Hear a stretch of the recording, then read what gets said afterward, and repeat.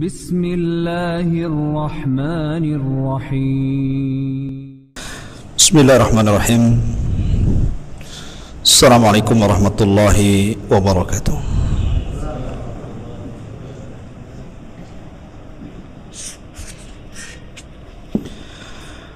Alhamdulillah wassalatu wassalamu ala Rasulillah wa ala alihi wa sahbihi wa mawalah wa la hawla wa la quwata illa billahi wa ba'du.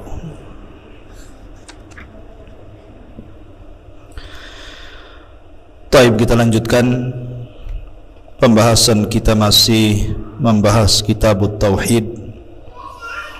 Kita masuk pada bab ke-34, bab qaulullah afa aminu makrallah. Bab yang membahas tentang merasa aman dari siksa Allah dan berputus asa dari rahmat Allah subhanahu wa ta'ala. Allah subhanahu wa ta'ala berfirman di dalam surah Al-A'raf ayat 99, afa aminu makrallahi fala ya'manu makrallahi illal qaumul khasirun. Maka apakah mereka merasa aman dari azab Allah? Tidaklah orang yang merasa aman dari azab Allah kecuali orang-orang yang rugi. Syekh Muhammad bin Abdul Wahhab mencantumkan bab ini karena orang yang merasa aman dari azab Allah atau dari makar Allah Azza wa Jal menyelisihi tentang tauhid. Karena orang yang bertauhid kepada Allah tidak boleh merasa aman dan harus senantiasa takut, dikhawatirkan sekonyong-konyong Allah subhanahu wa ta'ala akan mengantarkan azabnya kepada kita. Makanya di antara hal-hal yang bisa mengurangi tauhid adalah merasa aman dari makar Allah. Sinilah dicantumkan bab yang ke-34 ini. Ma'asyiral muslimin yang dimuliakan Allah subhanahu wa ta'ala, bicara tentang makar ataupun azab Allah subhanahu wa ta'ala, maka kita melihat tentang kisah-kisah di dalam Al-Quran bagaimana Allah subhanahu wa ta'ala menyiksa orang-orang sebelum kita karena mereka merasa aman dari makar Allah. Ada satu kisah di dalam surah Yasin bagaimana orang-orang yang mendustakan para nabi yang diutus kepada mereka, bahkan mereka meminta kepada para nabi itu untuk membuktikan kalau mereka benar, datangkan azab Allah kepada mereka. Maka karena mereka menantang Allah dan merasa aman dari azab Allah, betul-betul Allah kirimkan kepada mereka. Allah utus satu malaikat yang sangat kokoh kuat, Jibril alaihi salatu wassalam, berdiri di pintu desa, kemudian berteriak satu teriakan, maka cukup menghancurkan kota itu. Begitu juga kisah Ashabul Jannataini yang Allah jelaskan di dalam surah Al-Kahfi. Ketika Allah subhanahu wa ta'ala anugerahkan ke negeri Yaman, ada sebuah penduduk negeri itu Allah anugerahkan banyak kenikmatan yang luar biasa. Makanya disebut Jannataini, karena saking indahnya, suburnya, banyak buah-buahan di dalamnya, disebut jannah, surga. Dan Allah limpahkan kekayaannya kepada penduduk negeri itu. Bayangkan, tidak ada musim, berbuah terus setiap hari. Kalau kita nunggu durian, nunggu musim durian lah ya. Ingin mangga, nunggu musim mangga. Ingin apa lagi? Kecuali antum ke pasar semua ada. Tetapi Allah berikan nikmat yang luar biasa. Kebun itu tidak pernah ada musimnya, setiap hari berbuah. Bahkan kalau orang masuk kebun itu membawa keranjang di atas kepalanya, keluar sudah penuh, enggak usah dipetik. Saking Allah mudahkan itu. Tetapi fakafarat bi an'umillah, mereka kufur dengan nikmat Allah Azza wa Jal, merasa aman dari makar Allah Azza wa Jal. Akhirnya Allah Subhanahu wa taala kirim tikus-tikus sebesar kucing. Besar enggak tuh tikus sebesar kucing itu? Besar. Ya kan? Dan begitulah Allah Subhanahu wa taala kalau mengirim tentara-tentaranya, cukup diutus tikus saja.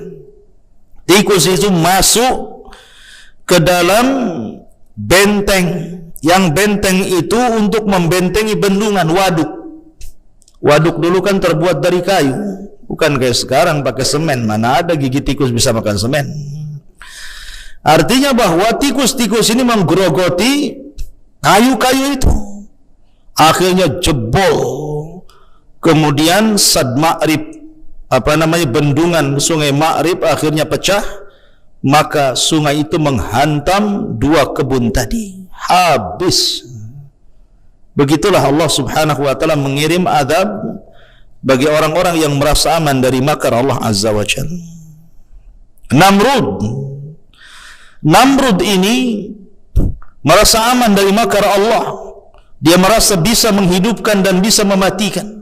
Ana uhyi wa umit, saya bisa menghidupkan, saya juga bisa mematikan. Maka Allah Subhanahu wa taala kirim satu nyamuk. Bayangkan, tidak perlu Allah kirim buaya darat. Allah kirim satu nyamuk masuk di telinganya, kemudian menghancurkan otaknya. Terpaksa dia menggedor-gedorkan kepalanya supaya nyamuknya keluar, akhirnya dia mati. Satu nyamuk cukup untuk menghilangkan kesombongan Namrud. Satu nyamuk, ya kan? Itulah tentara Allah. Tapi nyamuk ini tentara Allah.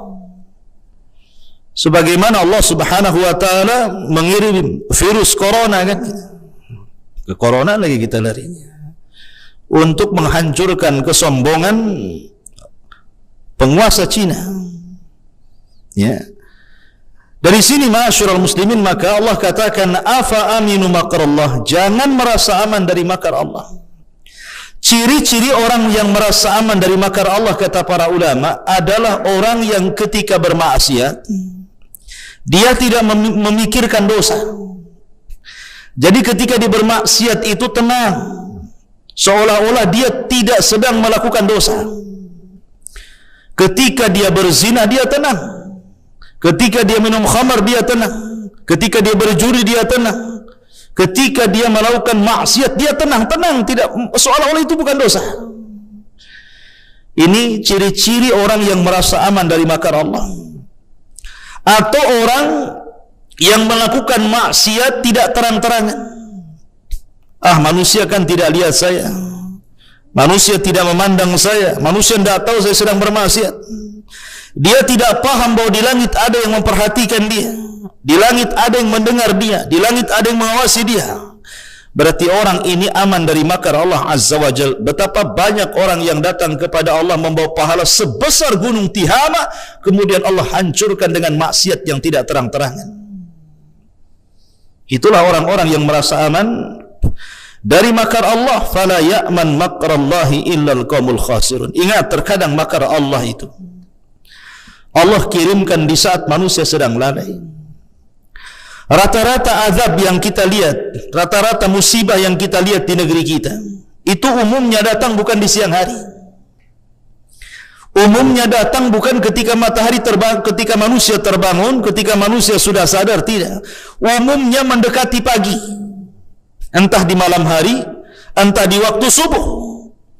Jadi manusia itu kadang belum bangun. Terkadang manusia masih lalai, belum sempat bertobat sudah datang tu musibah. Begitulah wa makaru makran wa makarna makran wallahu khairul makirin. Mereka hendak membuat makar, Allah juga buat makar. Dan sebaik-baik makar adalah makar Allah Subhanahu wa ta'ala. Allah Subhanahu wa ta'ala berfirman, ikhwan, inna batsha rabbika lasyadid. Allah Subhanahu wa taala kalau sudah mengirim azab, maka azab itu sangat pedih dirasakan. Sering saya katakan bahwa orang yang merasa aman dari makar Allah itu ada yang bersifat pribadi, ada yang bersifat kelompok, ada yang bersifat negara. Ya. Seperti umpamanya bersifat individu. Orang-orang yang membiasakan melakukan fahisyah kemaksiatan seperti perzinahan, melakukan homoseksual, mabok dan yang lainnya. Mereka tidak sadar bahwa di balik perbuatan itu ada tentara-tentara Allah yang akan datang kepada mereka. Rasul mengatakan, "Idza dhahara al-fahishatu fi qaumin qattun hatta yu'linu biha." Apabila sebuah fahisyah, perzinahan, homoseksual dan yang semacamnya sudah melanda di sebuah negeri dan berani terang-terangan, illa fasha fihi mutta'un wal auja allati lam takun madat fi aslafihim. Allah akan kirim tentara-tentaranya, akan membuat penyakit ta'un dan berbagai macam penyakit yang belum ada sebelumnya. Lihat bagaimana tingkat masyarakat kita yang bermaksiat itu, yang berzina, homoseksual, macam-macam penyakit datangkan. Ada namanya penyakit raja singa. Ya memang singa raja, tapi ini bukan raja singa itu. Ya. Ada penyakit AIDS, macam-macam. Sampai hari ini orang-orang berusaha untuk mencari obatnya. Banyak orang-orang cerdas, orang-orang pandai, orang-orang cerdik, profesor, doktor kesehatan berkumpul satu dunia mencari bagaimana solusinya. Virus apa obatnya? Tetapi mereka tidak sadar yang mereka lawan adalah tentara Allah. Mereka sedang berperang dengan tentara Allah. Mereka tidak bisa melawan. Afa aminu makrallah. Jangan merasa aman dari makar Allah Azza wa Jalla. Yang Allah kehendaki bukan mencari obat dari penyakit itu. Yang Allah kehendaki berhenti kalian dari maksiat itu. Itu maksudnya. Kita dituntut bukan mencari obat, kita dituntut berhenti. Kalau berhenti tidak perlu cari obat, sembuh sendiri. Karena Allah akan mencabut tentara-tentaranya. Tetapi ketika orang merasa aman dari makar Allah, karena orang-orang yang seperti ini, kalau dia dihadapkan dua manusia, satu ustaz, satu dokter, dia lebih takut dengan dokter dibandingkan sama ustaz. Sering saya katakan seperti itu.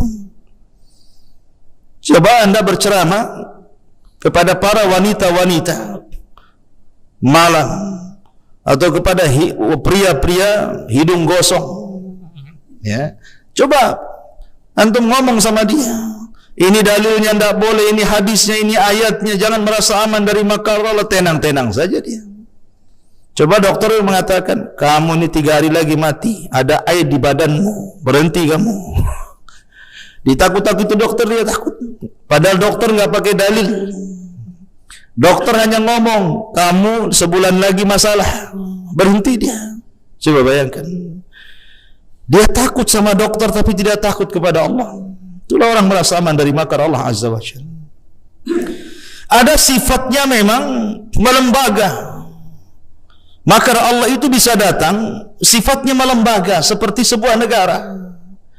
Sebagaimana Allah Subhanahu wa taala berfirman, "Malam tahkum a'immatuhum bi kitabillah wa yatakhayyaruna ma anzalallah illa ja'alallahu ba'sahum bainahum syadid." Ketika sebuah negara itu sudah tidak menerapkan hukum Islam, sudah lari dari hukum-hukum Allah, sudah lari dari hukum-hukum Rasulullah, dan mengatakan bahwa musuh negara adalah agama. Ada yang mengatakan seperti itu? Bahwa musuh negara ini agama, musuh Pancasila itu agama. Hati-hati kalau ngomong. Ya. Yang menyelamatkan negeri ini adalah orang-orang yang beragama. Kalau satu negeri tidak ada yang salat, Allah kirim azabnya, ikhwan. Kalau di sebuah negeri tidak ada yang ngaji, tidak ada majelis ilmu, tidak ada yang mempelajari halal dan haram, negeri ini sudah hancur. Bukankah Allah yang mengatakan walau anna ahlal qura amanu wattaqau la fatahna alaihim barakatin minas sama'i wal ardh. Apabila penduduk negeri ini beriman dan bertakwa kepada Allah, Allah buka berkah langit dan berkah bumi. Walakin kadzabu, tapi mereka mendustakan, fa akhadnahum, maka kami azab mereka. Ya. Jadi pernyataan seperti ini pernyataan yang ngawur, bukan hanya keliru tapi salah. Jahil orang yang mengatakannya. Ya. Dia tidak sadar bahwa mereka aman hidup di negeri ini karena banyak para ulama. Mereka tidak sadar bahwa tidak datang azab ke negeri ini karena banyak ahli ibadah. Banyak ahli ibadah yang berpegang kepada agama. Kalau tidak ada agama sudah hancur negeri ini. Ya. Ma'asyiral muslimin, maka ini orang-orang yang merasa aman dari makar Allah ini. Dia tidak sadar nanti Allah akan kirim sebuah bencana yang Allah katakan, wattaqu fitnatan la tusibanna alladhina zalamu minkum khassah. Ingat fitnah Allah, azab Allah ini kalau Allah timpakan bukan hanya orang baik kena, bukan orang jahat saja kena, orang baik pun kena. Ya, cuma nanti dibangkitkan ala niyatihim, sesuai dengan niat mereka tentunya. Ya. Jadi jangan merasa aman dari makar Allah, karena ini termasuk dosa besar. Kemudian Allah mengatakan wa man yaqnut min rahmati rabbih illa dhallun. Tidak ada orang yang berputus asa dari rahmat Allah kecuali orang-orang yang sesat. Ini kebalikannya. Kebalikan daripada orang yang merasa aman dari makar Allah. Kalau orang yang merasa aman dari makar Allah, dia maksiat tenang-tenang saja.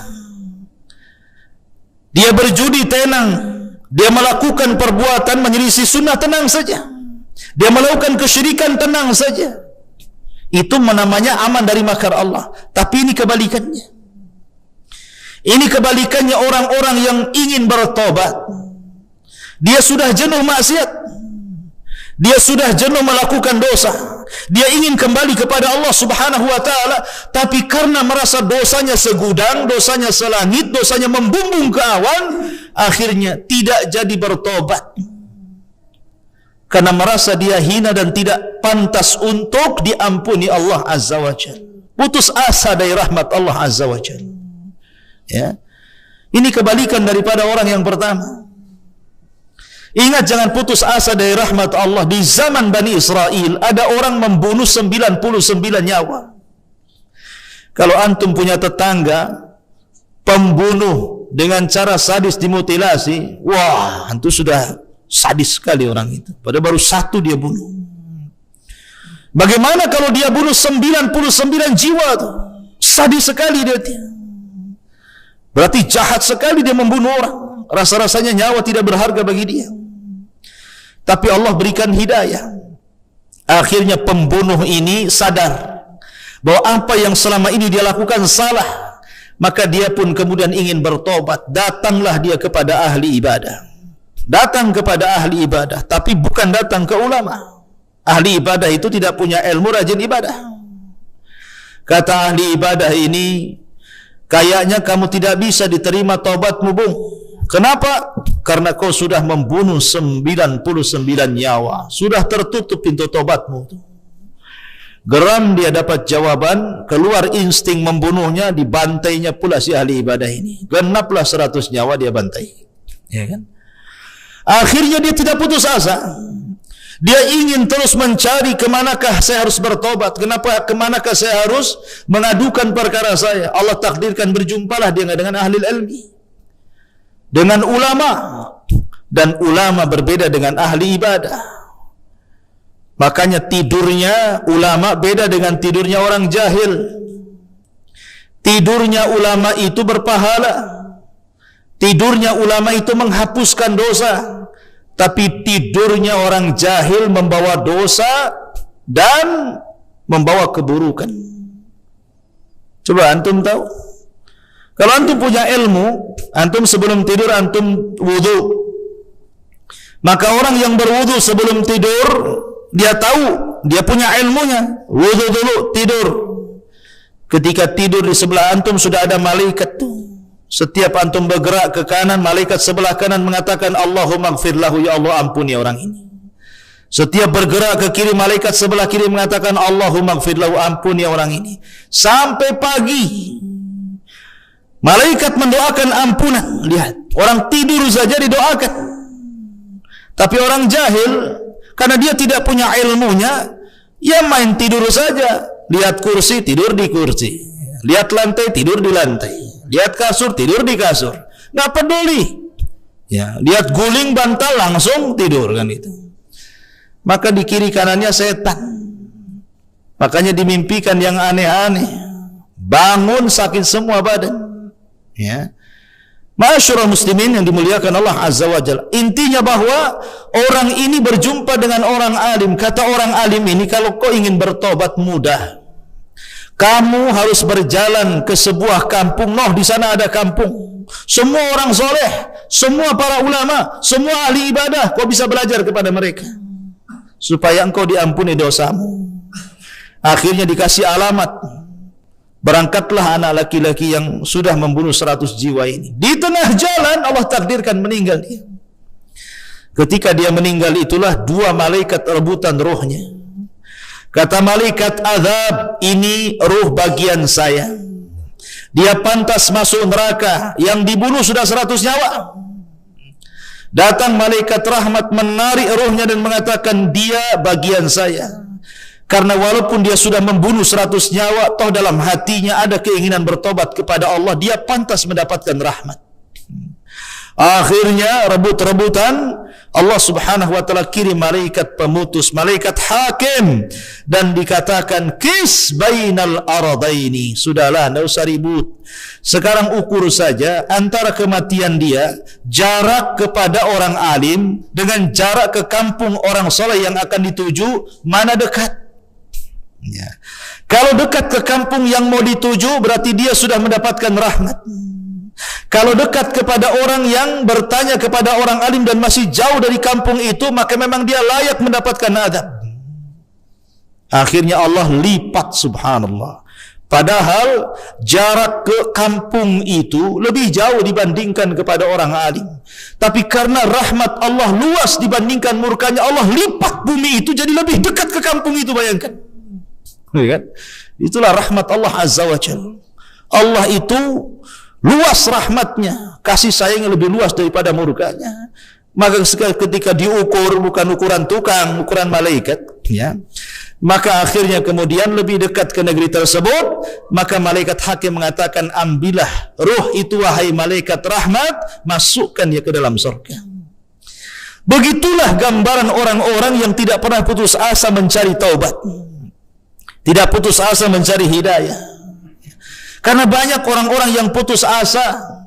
Mungkin dari kecil dia maksiat sampai dia tua baru mau tobat, mikir Allah ini mengampuni saya atau tidak, pantas gak saya diampuni, pantas saya mendapatkan ampunan.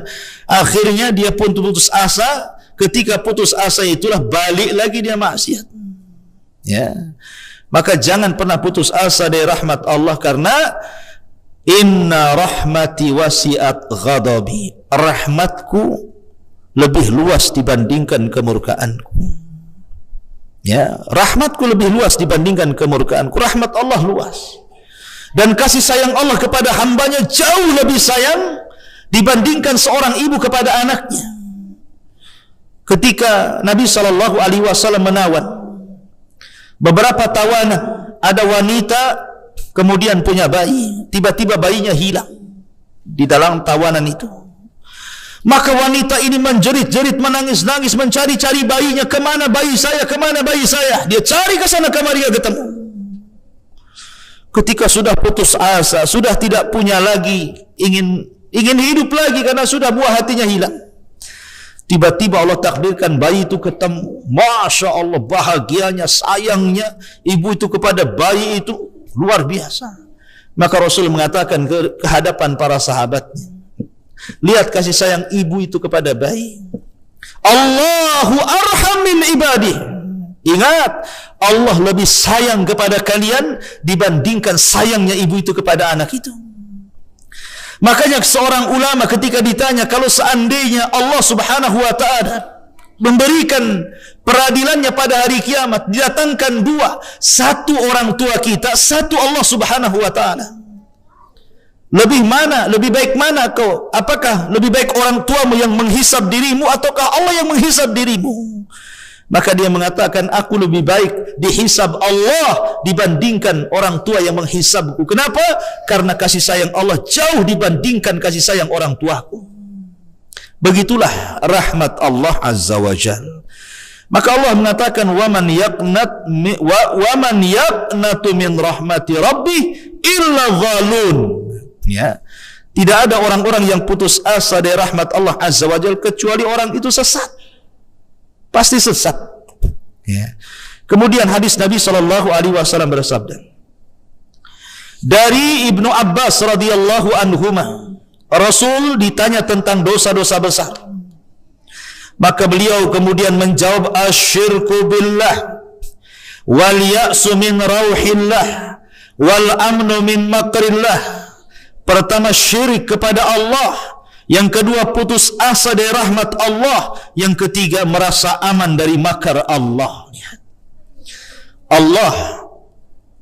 Di sini Rasul sallallahu alaihi wasallam meletakkan putus asa dari rahmat dan aman dari makar setelah kesyirikan. Setelah kesyirikan kepada Allah menunjukkan bahwa ini dosa besar. Ya. Dan dosa besar itu, setiap dosa yang ada hukumannya secara khusus, baik di dunia ataupun di akhirat. Di dunia secara khusus, kalau maling dipotong tangan, kalau berzina dan dia muson dirajam, kalau dia minum khamar didera dipukul 40 kali, di zaman Rasul, di zaman Umar 80 kali. Itulah hukuman khusus di dunia. Ataupun hukuman khusus di akhirat. Diancam dengan azab, diancam dengan neraka, diancam dengan jahanam, diancam dengan wail, diancam dengan lembah, dan begitu seterusnya. Maka setiap dosa yang ada ancaman khusus di dunia dan ada ancaman khusus di akhirat, berarti dosa itu dosa besar. Dalam bahasa lain, kullu ma khutima bil la'nati wal ghadabi wal wa'idi fahuwa minal kabair. Kata para ulama, setiap dosa yang ada laknatnya, yang ada murkanya, yang ada ancamannya, maka dosa itu disebut dosa-dosa besar. Dosa kecil ya di bawah itu. Ya. Lah di antara dosa besar adalah putus asa dari rahmat Allah dan merasa aman dari makar Allah. Abdul Razzaq As-San'ani meriwayatkan dari Abdullah bin Mas'ud radhiyallahu anhu, akbarul kabair al-isyraku billah wal amnu min makrillah wal qunutu min rahmatillah wal ya'su min rauhillah. Di antara dosa-dosa besar itu, maksudnya dosa-dosa besar yang paling besar. Ada dosa besar, tapi ada dosa besar di atasnya dosa besar lagi, gitu maksudnya. Kemudian Rasul menyebutkan, satu, syirik kepada Allah. Dua, merasa aman dari siksa Allah. Tiga, putus asa dari rahmat Allah. Dan empat, putus harapan dari kebaikan Allah Subhanahu wa ta'ala. Apa bedanya putus asa dari rahmat Allah dengan putus harapan dari kebaikan Allah? Ya. Kalau putus asa dari rahmat Allah ini, memang dia suudzon kepada Allah. Orang ini suudzon, berburuk sangka kepada Allah. Kalau dia bertobat, Allah nggak akan ampuni, gitu maksudnya. Suudzon dia. Adapun dia putus harapan dari kebaikan Allah, dia tidak yakin bahwa setiap kebaikan ada balasannya. Ya, setiap kebaikan itu ada balasannya. Dan Allah kalau membalas itu lebih dibandingkan kebaikan kita yang kita berikan kepada Allah. Makanya sering saya katakan, orang masuk surga itu karena rahmat, bukan karena keadilan. Sebab kalau karena keadilan, satu pun manusia tidak ada yang bisa masuk surga. Makanya di zaman Bani Israel ada seorang rahib, tidak pernah maksiat hidupnya, dari kecil sampai wafat beramal saleh. Kemudian dia berada di depan pintu surga. Allah katakan, udkhul jannah, masuk ke dalam surga. Tapi seorang rahib ini mengatakan, tidak ya Rabb, Ketika Allah mengatakan udkhul al-jannah bi rahmati, masuklah ke dalam surga karena rahmatku. Tiba-tiba dia mengatakan, tidak ya Rabb, saya tidak ingin masuk surga karena rahmatmu. Karena rahmatmu hanya diberikan kepada orang-orang yang ahli maksiat, yang kau masukkan ke dalam surga, wajar mereka mendapatkan rahmat. Tapi aku tidak pernah maksiat. Kenapa aku harus masuk surga dengan rahmatmu? Aku ingin masuk surga karena amalanku. Aku ingin masuk surga karena solatku, karena doaku, karena baca Quranku, karena pokoknya aku tidak mau rahmatmu. Betul-betul aku ingin masuk surga karena aku sudah beramal soleh. Kata Allah, baik, sekarang hitung kebaikanmu berapa. Hitung kebaikanmu seberapa, mulai dari kau lahir sampai kau mati, berapa kebaikanmu. Dihitunglah kebaikan dia. Rupanya kebaikan dia tidak sebanding dengan nikmat Allah berupa penglihatan. Kita bisa melihat itu nikmat. Rupanya satu nikmat Allah tidak bisa menandingi seluruh kebaikannya. Baru satu nikmat itu. Belum lagi nikmat yang lainnya. Ya. Akhirnya kemudian ketakutanlah dia kalau itu yang terjadi, dia sudah dibalas dengan nikmat Allah. Dia tidak jadi masuk surga nantinya kan. Akhirnya dia mengatakan, ya sudah ya Rabb, masukkan aku karena rahmatmu, katanya. Lihat. Ya. Ma'asyiral muslimin yang dimuliakan Allah Azza wa Jalla. Jadi yakinlah bahwa setiap perbuatan kita itu ada balasannya. Dalam bahasa ulama, kama tadinu tudan. Sebagaimana engkau melakukan perbuatan, sebagaimana itu pula Allah akan membalas perbuatan itu, baik-baik ataupun buruk. Jazaa'ul ihsan ilal ihsan, balasan yang baik kebaikan. Tetapi al-jaza'u min jinsil amal, terkadang balasan keburukan itu juga sesuai dan setimpal dengan amalannya. Kama tadinu tudan, sebagaimana kau melakukan sesuatu, begitu pula Allah akan lakukan sesuatu kepadamu. Anda menyakiti tetangga, nanti ada tetangga yang menyakiti kamu. Anda mendolimi orang, nanti ada orang yang mendolimi kamu. Anda menjahati orang, nanti ada orang jahat datang kepadamu. Anda mengambil hak orang, nanti akan ada orang mengambil hak kamu. Begitulah kama tadinu tudan. Sebagaimana kau melakukan sesuatu, maka Allah akan lakukan sesuatu yang sama kepadamu. Baik kebaikan, Allah balas dengan yang lebih baik, ataupun keburukan, Allah balas dengan keburukan yang setimpal dengan perbuatannya. Ma'asyiral muslimin yang dimuliakan Allah Azza wa Jalla, maka termasuk iman ataupun termasuk aman dari makar Allah atau azab Allah dan perputus asa dari rahmat Allah, kedua-duanya menyelisihi tauhid. Menyelisih tauhid, ya, dan mengurangi tauhid, dan bisa masuk kepada kesyirikan, ya, bisa masuk kepada kesyirikan, ikhwatu fiddin. Oleh karena itulah maka di sini dicantumkan bab apa-apa yang bisa mengurangi tauhid, merasa aman dari siksa Allah dan putus asa dari rahmat Allah, pada bab ke-34. Wallahu a'lam. Kita masuk nanti pada bab ke-35. Baik, sebelum saya tutup, sila kalau ada orang yang nak bertanya.